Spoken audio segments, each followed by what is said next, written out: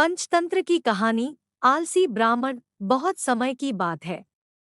एक गांव में एक ब्राह्मण अपनी पत्नी और बच्चों के साथ रहता था। उसकी जिंदगी में बेहद खुशहाल थी। उसके पास भगवान का दिया सब कुछ था। सुंदर सुशील पत्नी, होशियार बच्चे, खेत जमीन, पैसे थे। उसकी जमीन भी बेहद उपजाऊ थी, जिसमें वो जो चाहे फसल उगा सकता था। लेकिन एक समस्या थी कि वो खुद बहुत ही ज्यादा आलसी था। कभी काम नहीं करता था। उसकी पत्नी उसे समझा समझा कर थक गई थी कि अपना काम खुद करो, खेत पर जाकर देखो, लेकिन वो कभी काम नहीं करता था। वो कहता, मैं कभी काम नहीं करूंगा। उसकी पत्नी उसके आलस्य से बेहद परेशान रहती थी, लेकिन वो चाहकर भी कुछ नहीं कर पाती थी। एक दिन एक साधु ब्राह्मण के घर आया और ब्राह्मण ने उसका खूब आदर सत्कार किया। खुश होकर सम्मानपूर्वक उसकी सेवा की। साधु ब्राह्मण की सेवा से बेहद प्रसन्न हुआ और खुश होकर साधु ने कहा कि मैं तुम्हारे सम्मान व आदर से बेहद खुश हूँ। तुम कोई वरदान मांगो। ब्राह्मण को तो मुंहमांगी मुराद मिल गई। उसने कहा, बाबा, कोई ऐसा वरदान दो कि मुझे खुद कभी कोई काम न करना पड़े। आप मुझे कोई ऐसा आदमी दे दो जो मेरे सारे काम कर दिया करे। बाबा ने कहा, ठीक है, ऐसा ही होगा, लेकिन ध्यान रहे, तुम्हारे पास इतना काम होना चाहिए कि तुम उसे हमेशा व्यस्त रख सको। यह कहकर बाबा चले गए और एक बड़ा सा राक्षसनुमा जिन्न प्रकट हुआ। वो कहने लगा, मालिक, मुझे कोई काम दो, मुझे काम चाहिए। ब्राह्मण उसे देखकर पहले तो थोड़ा डर गया और सोचने लगा। तभी जिन्न बोला, जल्दी काम दो वरना मैं तुम्हें खा जाऊंगा। ब्राह्मण ने कहा, जाओ और जाकर खेत में पानी डालो। यह सुनकर जिन्न तुरंत गायब हो गया और ब्राह्मण ने राहत की सांस ली और अपनी पत्नी से पानी मांगकर पीने लगा। लेकिन जिन्न कुछ ही देर में वापस आ गया और बोला, सारा काम हो गया, अब और काम दो। ब्राह्मण घबरा गया और बोला कि अब तुम आराम करो, बाकी काम कल करना। जिन्न बोला, नहीं, मुझे काम चाहिए, वरना मैं तुम्हें खा जाऊंगा।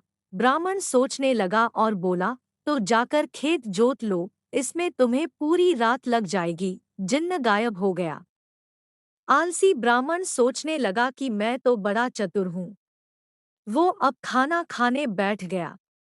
वो अपनी पत्नी से बोला, अब मुझे कोई काम नहीं करना पड़ेगा, अब तो जिंदगी भर का आराम हो गया। ब्राह्मण की पत्नी सोचने लगी कि कितना गलत सोच रहे हैं उसके पति। इसी बीच वो जिन्न वापस आ गया और बोला, काम दो, मेरा काम हो गया, जल्दी दो वरना मैं तुम्हें खा जाऊंगा।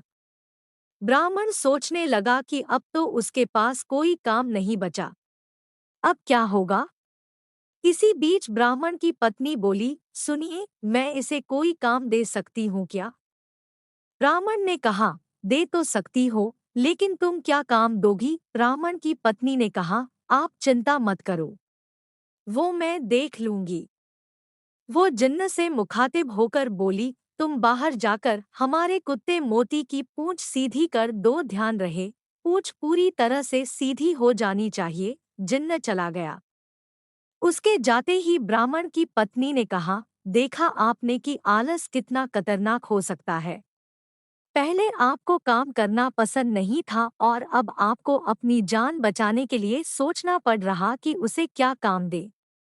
ब्राह्मण को अपनी गलती का एहसास हुआ और वो बोला, तुम सही कह रही हो, अब मैं कभी आलस नहीं करूंगा, लेकिन अब मुझे डर इस बात का है कि इसे आगे क्या काम देंगे। यह मोती की पूंछ सीधी करके आता ही होगा।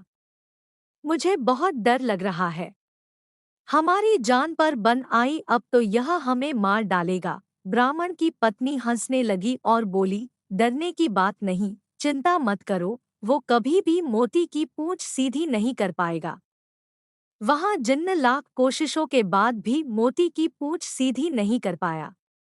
पूंछ छोड़ने के बाद फिर टेढ़ी हो जाती थी।